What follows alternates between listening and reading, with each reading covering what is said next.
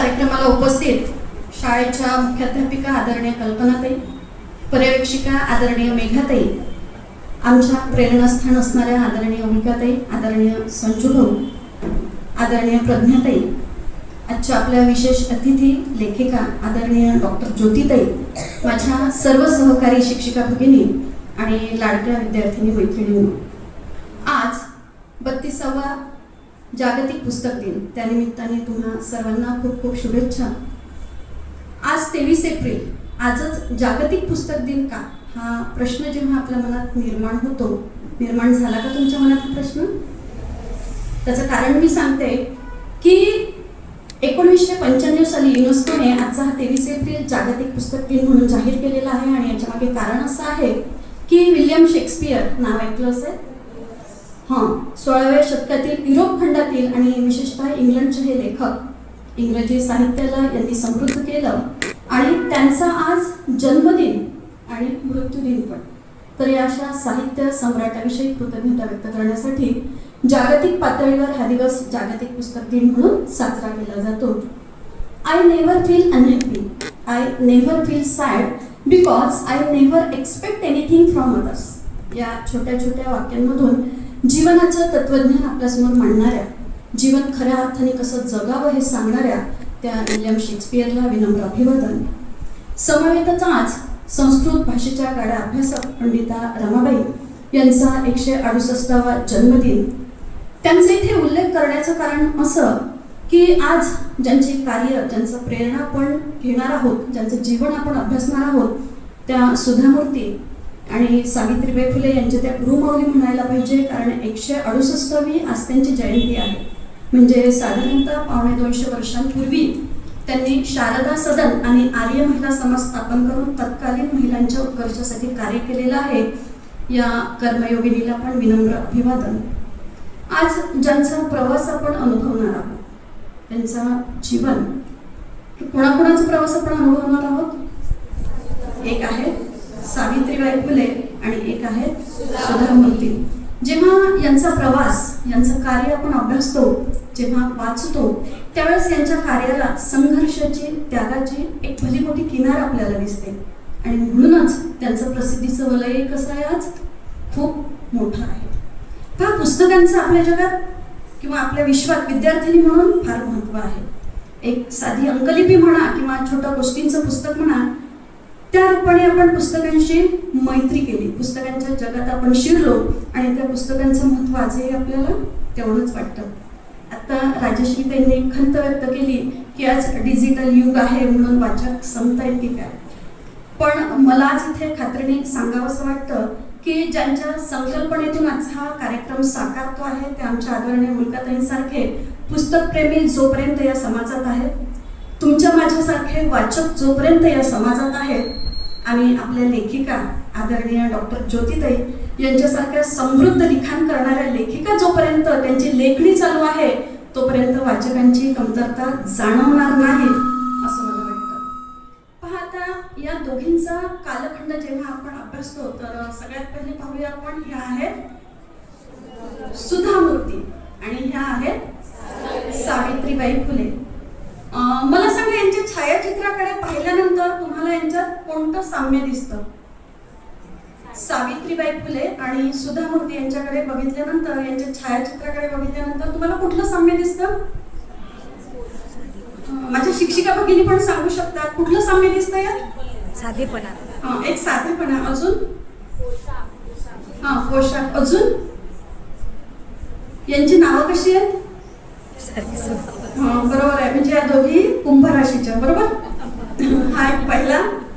आणि त्यानंतर यांच्या चेहऱ्यावरचं तेज, सौंदर्य नाही दिसलं का तुम्हाला? दिसलं ना? मग हे कुठून पार्लर मधून आलं होतं का? नाही, हे बाह्य सौंदर्य नाही, हे आंतरिक सौंदर्य आहे. मग हे आंतरिक सौंदर्य यांना लाभलं कुठून? हे तेज यांच्या चेहऱ्यावर आलं कुठून? हे यांच्या अंतरंगातलं सौंदर्य आहे. आपण ज्याला म्हणतो face is the index of mind, जे तुमच्या मनात सुरू असतं ते तुमच्या चेहऱ्यावर दिसतं. आणि यांचं पहा, एक आत्मविश्वास की दोघींनी केलेलं कार्य कठीण आहे, पायवाट अवघड आहे, पण तरीही मी हे कार्य पूर्ण करणारच, हा आत्मविश्वास त्यांच्या चेहऱ्यावर आपल्याला दिसतो आहे. आणि पुन्हा एक समाज ऋण आपल्या प्रत्येकावर असतं. या समाजाचा एक घटक म्हणून ते ऋण मला फेडायचं आहे आणि त्या निमित्ताने जे कार्य मी हातात घेतलंय ते कृतार्थतेची साक्ष देणार आहे. या कृतार्थतेची आभा त्यांच्या चेहऱ्यावर पसरलेली आपल्याला दिसते. आता जेव्हा यांचं कार्य आपण बघणार आहोत, समांतर म्हणजे अगदी कट टू कट समांतर नाही, क्षेत्र तीच आहेत पण कुठे थोडाफार फरक असेल. पण जेव्हा यांचं बालपण आपण पाहतो तर सावित्रीबाई फुलेंचा कालखंड 1831 ते 1897 कालखंड लक्षात ठेवा. आणि यांचं जन्मगाव आहे साताऱ्याजवळचं शिरवळ नायगाव. सुधाताई ह्या महाराष्ट्र आणि कर्नाटकच्या किनाऱ्यावर काठावर असलेल्या बॉर्डरवर असलेल्या शिग्गाव या गावच्या. दोघींकडचीही आर्थिक परिस्थिती तशी उत्तम. पण एक आपल्याला जे जाणवतं की सावित्रीबाईंचा विवाह वयाच्या केवळ 9व्या वर्षी झालेला आहे, कारण तत्कालीन परंपराच तशा होत्या. आता सावित्रीबाईंचा कालखंड जो आपण पाहतो, ज्यावेळेस त्यांनी आपल्यासाठी ज्ञानयुग ज्ञानपर्व सुरू केलं, तो आपल्या महिलांच्या दृष्टीने तमोयुग म्हटला पाहिजे. सगळीकडे अंधार पसरलेला होता, आपल्या अस्तित्वाला कुठे अर्थच नव्हता. ज्यावेळेस सावित्रीबाई लग्न होऊन ज्योतिबांच्या घरी आल्या, ज्योतिबांना खूप वाटायचं की सावित्रीने शिकावं, पण त्यांचं घर जे होतं तेही कर्मठ विचारांचं होतं, जुन्या विचारांचं होतं आणि समाजाला धरून चालणारं होतं. मग घरातल्या सुनेनी शिकणं म्हणजे समाजाच्या विरुद्ध जाणं आहे आणि हे धाडस करायला ते तयार नव्हते.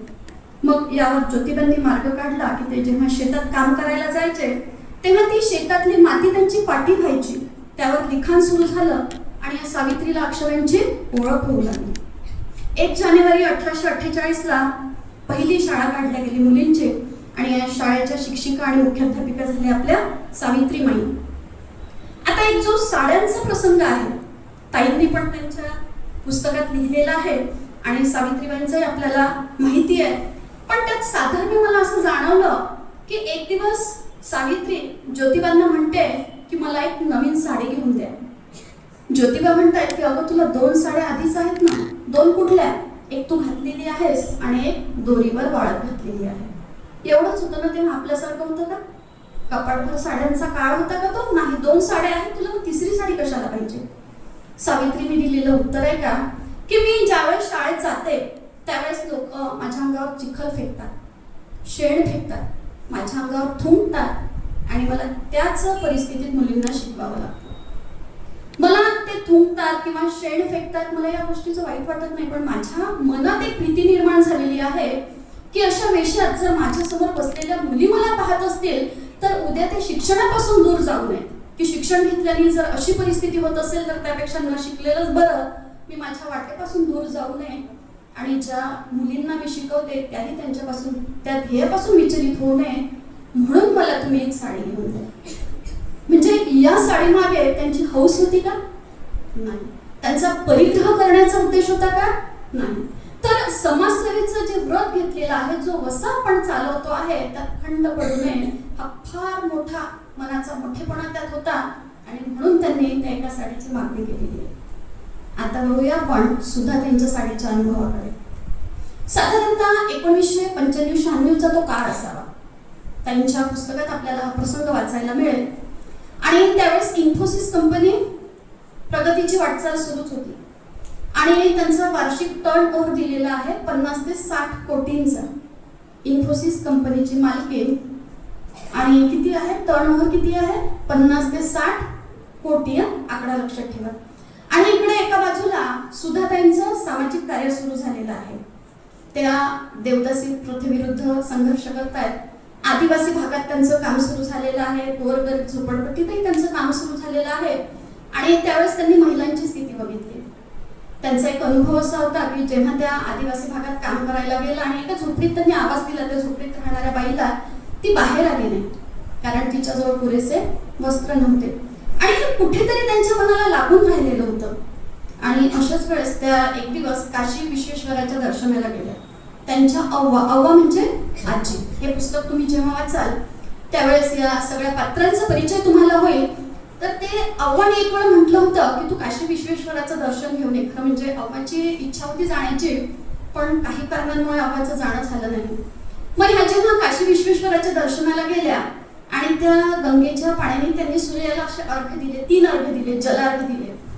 प्रत्येक अर्घ्याच्या वेळेस काहीतरी संकल्प केला त्यांनी स्वतःसाठी आणि त्यानंतर त्यांचा तिसरा संकल्प जो होता, पहा, 50 ते 60 कोटीची इन्फोसिस कंपनीची मालकीण काय संकल्प करते आहे, मी यानंतर स्वतःसाठी कधीही साडी खरेदी करणार नाही. केवढा मनाचा मोठेपणा आहे ना, की एवढं सगळं आपल्या जवळ आहे पण तरीही निर्धार काय केला, मी स्वतःसाठी कधीही साडी खरेदी करणार नाही. म्हणजे इकडे सावित्रीबाईंनी जी एक साडी घेऊन मागितलेली आहे त्यात कारण आहे. काय कारण होतं त्याच्या मागे, की मी घेतलेला वसा तो खंडू नये. आणि इकडे यांनीही ठरवलं की मी माझ्यासाठी कधीच साडी घेणार नाही. हा निर्णय का घेतला त्यांनी, समाजाची एकंदर परिस्थिती पाहून. आपण या दोघींचाही जेव्हा अभ्यास करतो त्यावेळेस त्यांनी शिक्षणासाठी केलेलं कार्य, अन्यायाविरुद्ध उठवलेले आवाज, समाजसेवेची त्यांची आंतरिक तळमळ आणि इतकं सगळं करूनही त्यांच्यामध्ये असलेला साधेपणा आणि विशेष म्हणजे संयम हे गुण आपल्याला वाखाणण्यासारखे आहे. सावित्रीबाई फुलेंचा कालखंड मी तुम्हाला आधीच सांगितलं 1831 ते 1897, म्हणजे स्वातंत्र्य अजून फार दूर होतं, तो हा कालखंड होता. आणि समाजात अनिष्ट रूढी प्रथा परंपरांचं खूप प्रस्त माजलेलं होतं. त्यातल्या प्रथा आपण पुस्तकात शिकलो. बालविवाहाची पद्धत होती. बालविवाह म्हणजे आपण सावित्रीबाईंचा विवाह पाहिलेला आहे वयाच्या 9व्या वर्षी झालेला आहे. मग 9वं वर्ष म्हटल्यानंतर ती मुलगी केवढी असेल, तुम्ही नजरेसमोर आला, मला वाटते प्राथमिक विभागातली तिसरीतली मुलगी, प्राथमिक विभागातली आपली तिसरीतली मुलगी, ती बाशिंग बांधते आहे आणि तिचं लग्न होते आहे आणि ती संसार सांभाळायला सासरी जाते. आपण कल्पना तरी करू शकतो का, नाही करू शकत. त्याच्यानंतर एक दुसरी प्रथा होती, ती म्हणजे विधवा विवाहाला मान्यता नव्हती. म्हणजे या 8-9 वर्षाच्या मुलीचं लग्न झाल्यानंतर समजा 11व्या वर्षी जर दुर्दैवाने तिचा पती मरण पावला तर ती पुन्हा विवाह करू शकत नव्हती. हे सगळं आपण शिकतो, मी काही नवीन सांगत नाहीये. आता आपण फक्त ऐकतोय म्हणून त्याचं गांभीर्य आपल्याला जाणवत नाही, पण ज्यांनी भोगलं असेल त्यांच्या खरंच सहनशक्तीची सीमा झाली असेल. मग आता विधवा पुनर्विवाहाला मान्यता नाही, मग तिचं केशव पण व्हायचं. कुठे कुठे सतीची चाल होती. सतीची चाल होती म्हणजे त्या स्त्रीला नवऱ्याच्या चितेवर, धगधगत्या चितेवर टाकलं जायचं आणि तिने जर बाहेर येण्याचा प्रयत्न केला तर तिला आतमध्ये लुटलं जायचं. तिचा आवाज, तिच्या त्या किंकाळ्या लोकांच्या कानावर पडू नये म्हणून मोठे मोठे ढोल पडवले जायचे, ही स्थिती होती. आणि त्यातही अजून एक आपल्याला विचार करायला लावणारी किंवा अंगावर शहारे आणणारी, तेव्हा जरट कुमारी विवाह होता, हे आपण शिकलो. जरट कुमारी विवाह म्हणजे या विधवांना पुनर्विवाह करायला मान्यता नव्हती, मात्र एखाद्या पुरुषाची पत्नी जर मरण पावली तर तो करू शकत होता. आणि मग अशा परिस्थितीत नवरदेव असायचा 30 ते 40 वर्षांचा आणि नवरी असायची 8 ते 10 वर्षांची. असं हे सगळं विचित्र स्थिती त्यावेळेस होती. आणि असं या विचित्र रूढी परंपरांच्या मगरमिठीत अडकलेल्या समाजाला जागा करणं हे काम तितकं सोपं नव्हतं. अर्थात तो समाज विद्रोहच ठरणार होता. पण आमच्या सावित्रीमाईंनी पहिलं पाऊल उचललं. जागोजागी शत्रू निर्माण झाले पण त्याचीही तमा बाळगली नाही. 1848 ते 1852 या 4 वर्षांच्या कालखंडात त्यांनी एकंदर 18 शाळा स्थापन केल्या. पुणे आणि आजूबाजूच्या भागात यातल्या काही शाळा मुलांसाठी होत्या आणि आपली सावित्रीमाई तर या शाळांची आत्मा होती. तो इंग्रजी कालखंड होता आणि ज्यावेळेस या शाळांचं इन्स्पेक्शन झालं त्यावेळेस या शाळांची प्रगती पाहून इंग्रजांनी सुद्धा तोंडात बोटे घातली. या मुलींना अक्षरओळख झालेली होती, या मुलींना गणिती क्रिया कळत होत्या, या मुलींना वाक्प्रचार कळत होते, शब्दांचे अर्थ कळत होते. आता त्यावेळेस सावित्रीबाईंनी आपल्याला बोट दिलं आणि त्याचं आपण सार्थक केलं. आज मुली मोठ्या मोठ्या क्षेत्रात कितीतरी पुढे गेलेल्या आपल्याला दिसत आहेत. आता बघूया आपण आपल्या सुधा मूर्तींकडे. सुधा मूर्तींचा जो संघर्ष आहे की त्यांचं PUC झालं आणि त्यानंतर त्यांना आता पदवीकडे वळायचं होतं. पदवीकडे वळत असताना त्यांनी ठरवलं की आपल्याला तंत्रज्ञ व्हायचं, म्हणजे मला इंजिनियर व्हायचं आहे. पण 1968 साली ही गोष्ट तेव्हा एवढी सोपी नव्हती. बाकी क्षेत्रात मुली जात होत्या पण इंजिनिअरिंग क्षेत्र अजूनही मुलींसाठी निषिद्ध मानलं जायचं. म्हणजे त्याला सरकार मान्यता होती पण समाज मान्यता नव्हती. घरून थोडा विरोध झाला की इतक्या मुलांच्या घोळक्यात तू एकटी कशी टिकशील, आणि अव्वा आणि काकांनी तर विशेष विरोध दर्शवला की तू जर इंजिनियर झाली तर तुझ्यासाठी आम्ही नवरदेव कुठून आणायचं. पण तरीही सुद्धा त्यांचं पक्क ठरलेलं होतं. हुबळीच्या कॉलेजमध्ये त्यांचा प्रवेश झाला आणि त्या महाविद्यालयात गेल्यानंतर, इंजिनिअरिंग कॉलेजला गेल्यानंतर त्यांचे जे प्राचार्य होते, प्राचार्य खानापुरे यांनी त्यांना आपल्या केबिनमध्ये बोलवलं आणि काही नियम सांगितले. पहिला नियम होता महाविद्यालयात साडी घालूनच आलं पाहिजे. दुसरा नियम होता की मुलांसोबत अजिबात बोलायचं नाही. या सुधाताईंचं प्रत्येकाला उत्तर होतं ओके डन. साडी घालून यायचं ओके डन. त्यानंतर मुलांसोबत बोलायचं नाही ओके डन. त्यानंतर कॅन्टीन मध्ये बसायचं नाही. मुलांची कुठल्याही परिस्थितीत मदत घ्यायची नाही. मदत जर लागलीच तर ती प्राध्यापक वर्गाकडे मागायची. आता त्यांचा पहिल्या दिवशीचा अनुभव असा आहे की त्यांनी बोर्डवरून टाइम टेबल उतरवून घेतला आणि वेळ होताच त्या वर्गात गेल्या. वर्ग मुलांनी गच्च भरलेला आहे, कारण त्या एवढ्या मोठ्या कॉलेजमध्ये म्हणजे पहा, आपण एक अंदाज लावूया की साधारणतः विविध शाखांना 500 ते 600 विद्यार्थी तिथे असतील आणि ते सगळे मुलं होते. 18 ते 21 वय जरा टार्गेट वय राहते है ना. आणि अशा ते वर्गात गेलेले आहे. पहिला बेंच त्यांच्यासाठी राखीव ठेवलेला आहे. त्या बेंचवर बसायला जाणार की त्यांना तिथे दिसलं की कोणीतरी मुद्दाम तिथे शाई टाकून ठेवलेली आहे. मग आता म्हणजे ही पहिलीच कृती कशी झाली त्यांच्यासाठी, त्यांचा हिरमोड करणारी ठरली. पण त्या खचल्या नाही. त्या एका कोपऱ्यात अशा बसल्या, अंग चोरून बसल्या की मी घातलेली पांढरी साडी खराब होऊ नये. आणि त्याच्यानंतर असे अनेक अनेक अनेक अनुभव त्यांना येऊ लागले. काही अनुभव तर असे असायचे की त्यांना असं वाटायचं की आता शिक्षण सोडून द्यावं, पण तरीही निर्धार पक्का होताच. थोडा वेळ मन नाराज झालं तरी पुन्हा त्या निर्धाराने उठून उभ्या राहायच्या. या पुस्तकामध्ये एक व्रतस्थ जीवन म्हणून त्यांचा उल्लेख आलेला आहे. व्रतस्थ जीवन म्हणजे आता त्यांना या महाविद्यालयात शिकत असताना आपल्या स्वतःवर संयम ठेवणे अतिशय आवश्यक होतं की मुलं ज्या पद्धतीने त्रास देतील आपल्याला त्यांना उलट उत्तर द्यायचं नाही, रागवायचं नाही, चिडायचं नाही आणि कुणाकडे तक्रारही करायची नाही. मग त्यासाठी त्यांनी मसाल्याचे पदार्थ खाणे बंद केले. आपलं मन कुठल्याही मुहात अडकू नये म्हणून त्यांनी साखरेचे पदार्थ खाणं बंद केलं. आणि या 4 वर्षाच्या कालखंडात त्या केवळ चटईवर झोपल्या. हे व्रतस्थ जीवन त्यांनी का अंगीकारलं? कुठलं ध्येय होतं त्यांचं? इलेक्ट्रिकल इंजिनियर व्हायचंच आहे. आणि मग हे होत असताना येणाऱ्या अडचणींवर मात करण्यासाठी हे असं व्रतस्थ जीवन त्यांनी स्वीकारलं होतं. 4 वर्षांनी निकाल लागला आणि महाविद्यालयातून प्रथम क्रमांकावर प्राप्त होणाऱ्या होत्या विद्यार्थिनी सुधा कुलकर्णी. त्यावेळेस त्या सुधा कुलकर्णी होत्या. आणि फक्त महाविद्यालयातूनच नव्हे तर त्या विद्यापीठातून प्रथम आलेल्या होत्या. इतकं हे भरघोस यश. मग आता आपल्याला असं वाटेल की मग त्या इंजिनियर झाल्या, मग पुढे काय? तर त्यांनी त्यावेळेस इंजिनियरचं क्षेत्र जे मुलींसाठी निषिद्ध मानलं जायचं, यांच्यानंतर इंजिनियर करणाऱ्या मुलींची संख्या वाढली.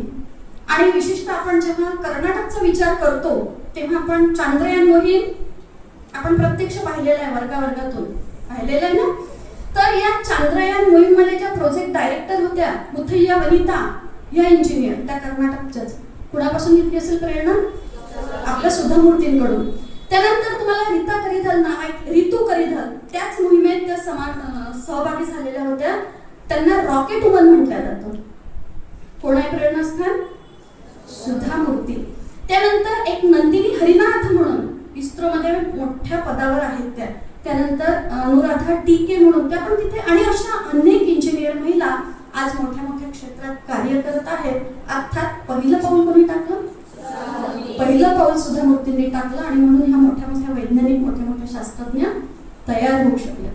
आता जेव्हा आपण यांचं साहित्य क्षेत्र पाहतो, दोघीही कविमनांच्या, दोघीही पेन चालवणाऱ्या, छान लिखाण करणाऱ्या. सावित्रीबाई फुलेंचा वयाच्या 23व्या वर्षी एक 42 कविता असणारा कविता संग्रह प्रसिद्ध झाला. त्यानंतर पुन्हा काही दिवसांनी त्यांचा 52 कवितांचा एक संग्रह प्रकाशित झाला. आणि खूप सुंदर, म्हणजे त्यांची मला एक कविता खूप आवडली म्हणून मी मुद्दाम तुमच्यासाठी आणली की संसाराची वाट या एका कवितेत त्या पहा काय म्हणतात. माझ्या जीवनात ज्योतिबा स्वानंद जैसा मकरंद कळीतला. वास्तविक त्यांचं पूर्ण जीवन काट्यावर गेलेलं आहे, पण तरीही त्या ज्योतिबांविषयी कृतज्ञता व्यक्त करताना काय म्हणतात पहा. माझ्या जीवनात ज्योतिबा स्वानंद जैसा मकरंद कळीतला. करुण प्रपंच आहे तो कठीण, बोलून हसीण जाईल का. काळ रात्र गेली अज्ञान पळाले, सर्वा जागे केले सूर्य निया. कोणाला म्हटलेलं आहे सूर्य? ज्योतिबांना. सर्वा जागे केले सूर्यानिया. क्षुद्र या क्षितिजी ज्योतिबा हा सूर्य तेजस्वी अपूर्व उगवला. आणि आपण सुधा मूर्तींचंही याआधी आपण पुस्तक समीक्षण वाचलेलं आहे, पुस्तकं वाचलेले आहेत, ऐकलेले आहेत. आणि यांचं सगळं लिखाण कसं आहे, प्रेरणा देणारं आहे. ज्योतिबा सावित्रीबाईंचं म्हणा किंवा सुधा मूर्तींचं म्हणा, यांची पुस्तकं जेव्हा तुम्ही हातात घ्याल तेव्हा ती हातात घेतल्यानंतर सोडू नये असं वाटतं. म्हणजे ताईंचं हे पुस्तक जेव्हा मी वाचायला घेतलं ताई, तर त्यावेळेस म्हणजे एक एक पान आणि आता हे पुस्तक माझं 2.5 वेळा वाचून झालेलं आहे. 2.5 म्हणजे 2 वेळा पूर्ण वाचून झालं आणि आता पुन्हा तिसऱ्यांदा मी हे पुस्तक वाचते आहे. एक वेळ पुस्तक वाचल्यानंतर खूप सुंदर लिहिलेलं आहे ताईंनी हे पुस्तक, आणि म्हणून तुम्ही हे एक वेळा अवश्य वाचलं पाहिजे. तर असा हा यांचा प्रवास. पण मुलींनो, तो काळ होता सावित्रीचा, 100 वर्षांपूर्वीचा. हा काळ आहे पुन्हा 100 वर्षानंतरचा, आणि आता हा पुन्हा आपला नवीन काळ. सावित्रीच्या वेळेसच्या अडचणी वेगळ्या होत्या, सुधाताईंच्या वेळेसच्या अडचणी वेगळ्या आहेत. आता आपल्या वेळेसच्या एक स्त्री, महिला, मुलगी म्हणून अडचणी वेगळ्या आहेत. अडचणी संपल्यात का? नाही. म्हणजे मला तर असं वाटलं की ज्यावेळेस हे पुस्तक, म्हणजे आपण सावित्रीबाई वाचलेलं आहे, आपण सुधा मूर्ती वाचलेला आहे, पण ज्यावेळेस असं थोडा यांच्या कार्याचा अभ्यास एक समान पातळीवर करावा म्हणून जेव्हा विचार केला, त्यावेळेस काही काळ वाटून गेलं की कदाचित सुधाताई म्हणजे सावित्रीबाईंचा पुनर्जन्म तर नसावा, की काम तर मी केलं पण तरीही अजून कुठेतरी उणीवा राहिलेल्या आहेत, त्या मला पूर्ण करायचं आहे, असं क्षणभर वाटून गेलं. अर्थात हे सगळं वाटणं होतं, पुनर्जन्म आहे किंवा नाही हा नंतरचा प्रश्न आहे. तर पहा, समस्या आपल्यासाठी कायम आहे. प्रत्येक वेळेस आपल्यासोबत सुधाताई येणार नाही, प्रत्येक वेळेस सावित्रीबाई येणार नाही.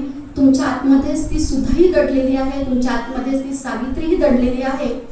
येणाऱ्या अडचणींसाठी तयार राहा, यांच्याकडून प्रेरणा घ्या आणि जीवनात यशस्वी होण्याचा प्रयत्न करा. आज जागतिक पुस्तक दिन, पुस्तकांची साथ कधीही सोडू नका, कारण पुस्तके बळ देतात घाव आघात सोसण्याचं, पुस्तके बळ देतात घाव आघात सोसण्याचं, आयुष्यातील अंधाराला उंबरठ्यातच रोखण्याचं. पुस्तकांचा हा आधार सोबती म्हणून सोबत येतो, जगता जगता जगण्याचा अर्थ मग सांगून जातो. म्हणून या पुस्तकांची मैत्री कधीही सोडू नका आणि सुधा सावित्रींचा हा वसा नजरेसमोर ठेवा आणि आयुष्यात खूप खूप खूप यशस्वी होण्याचा प्रयत्न करा. त्यासाठी तुम्हाला खूप खूप शुभेच्छा. आदरणीय ज्योतिताई या आपल्या पुस्तकाने आम्हाला खूप प्रेरणा दिली. वाचत असताना एक चैतन्य जाणवत होतं. तुमच्या यापुढील लिखाणासाठी, तुमच्या लेखणीसाठी खूप खूप शुभेच्छा. धन्यवाद.